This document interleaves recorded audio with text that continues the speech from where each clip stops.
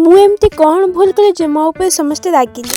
ଗାଧୋଇ ସାଙ୍ଗମାନେ ସକାଳୁ ଉଠିଲି ଟିକେ ଗଜା ସୁଲା ଥିଲା, ଭାବିଲି ସେଗୁলো ଖାଇଦେବି, ଖାଇନି ଟିକେ ଭିଟାମିନ୍ ହେବ, ଦେହ ଟିକେ ସୁସ୍ଥ ହେବ, କିନ୍ତୁ ବହୁତ କଷ୍ଟରେ ଖାଉଥିଲି କାହିଁକି ମୋତେ ସେସବୁ ଭଲ ହିଁ ଲାଗେନି। सज्जन को क्या तकलीफ है भाई? ବହୁତ କଷ୍ଟରେ ମୋତେ ଟେଷ୍ଟି କରିବାକୁ ପଡୁଥିଲା। ତାପରେ ଯାଇ ପଖାଳ ଖାଇସାରିକି ଆସିକି ହାଣ୍ଡି ଫାଣ୍ଡି ଧୋଇ ନେଇକି ପଳେଇ ଆସିଲି କାହିଁକି ନା ଭାତ ବସେଇବି।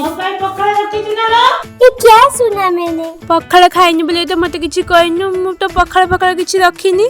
ଦେଖନ୍ତୁ ସାଙ୍ଗମାନେ ଏ କେମିତି ରାଗିକି କେମିତି ଖାଇଯାଉଛି ସବୁ, ଦେଖନ୍ତୁ ଯାହା ଗୋଟେ ଗୁଳେଇକି ଖାଇଯାଉଛି। ରାଗରେ ସେ କେମିତି କ୍ୟାମେରାକୁ ଅନଉନି, ଦେଖନ୍ତୁ ସାଙ୍ଗମାନେ ମୋତେ ବି ଅନଉନି ତ ଅନଉନି କ୍ୟାମେରାକୁ।